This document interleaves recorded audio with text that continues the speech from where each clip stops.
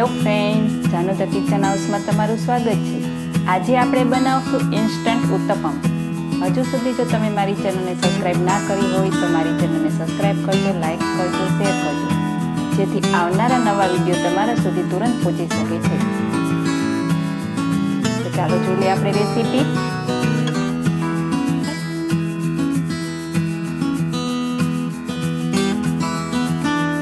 સૌપ્રથમ આપણે એક બાઉલમાં 1 વાટકી સોજી લેવાનો છે, ઝીણો આવે તે। તેની સામે 1 વાટકી ખાટું દહીં લેવાનું છે અને જરૂર પ્રમાણે આપણે થોડું પાણી એડ કરવાનું છે અને બધું સરસ રીતે આપણે મિક્સ કરી દેવાનું છે। આ ખૂબ ઝડપથી બની જાય છે। સરસ રીતે આપણે બેટર તૈયાર કરવાનું છે। હવે તેને આપણે ઢાંકણ ઢાંકીને 30 મિનિટ માટે રહેવા દેવાનું છે। ત્યાં સુધીમાં આપણે સ્ટફિંગ બનાવી લઈએ। એક બાઉલમાં 1 વાટકી ઝીણી સમારેલી ડુંગળી લેવાની છે, 1 વાટકી કેપ્સિકમ લેવાના છે ઝીણા સમારેલા, 1 નાનું ટમેટું લેવાનું છે ઝીણું સમારેલું, 1 વાટકી કોથમીર લેવાની છે। બધું સરસ રીતે મિક્સ કરી દેવાનું છે।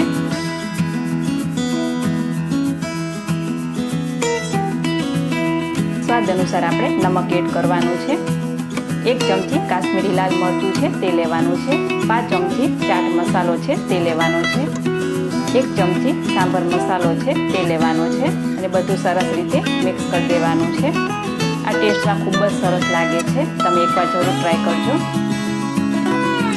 હવે 30 મિનિટ પછી આપણે ચેક કરી લેવાનું છે। સોજી છે એટલે સરસ મજાનો ફૂલાઈ ગયો છે બેટર।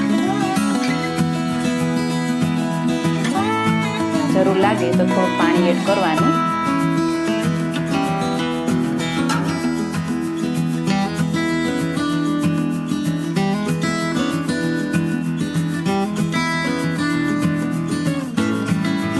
અને સરસ મજાનું બેટર તૈયાર કરવાનું છે।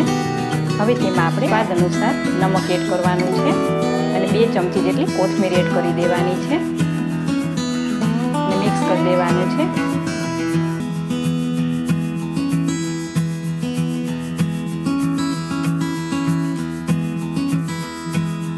હવે અહીંયા મેં નોનસ્ટિક તવો લીધેલો છે। હવે તેમાં થોડું તેલ લગાવી લેવાનું છે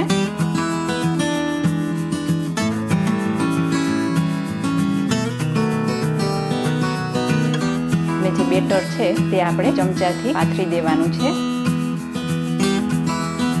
આ સરસ મજાના નાના નાના ઉત્તપમ બનાવવાના છે।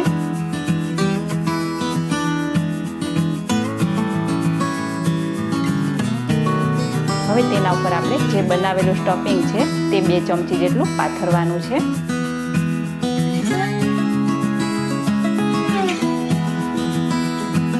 અને થોડીક વાર માટે આપણે ઢાંકણ ઢાંકીને ચડવા દેવાનું છે।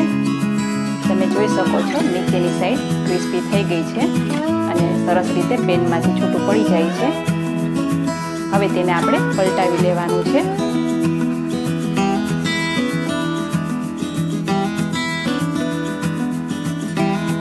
ફરીથી આપણે ઢાંકણ ઢાંકીને 2 મિનિટ માટે ચડવા દઈશું।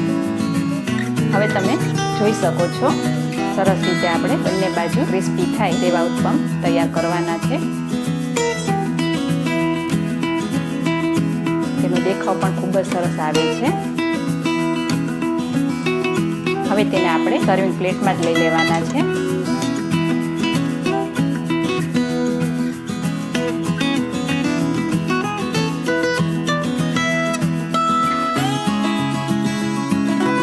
ઉત્તપમને મેં ગ્રીન ચટણી સાથે સર્વ કર્યા છે। તો તૈયાર છે ઉત્તપમ। તો કેવી લાગી આ મારી રેસીપી તમે જરૂરથી લાઈક, શેર અને સબસ્ક્રાઈબ કરજો અને મને કોમેન્ટ પણ કરજો। ફરી મળીશું નવી રેસીપી સાથે, ત્યાં સુધી આવજો।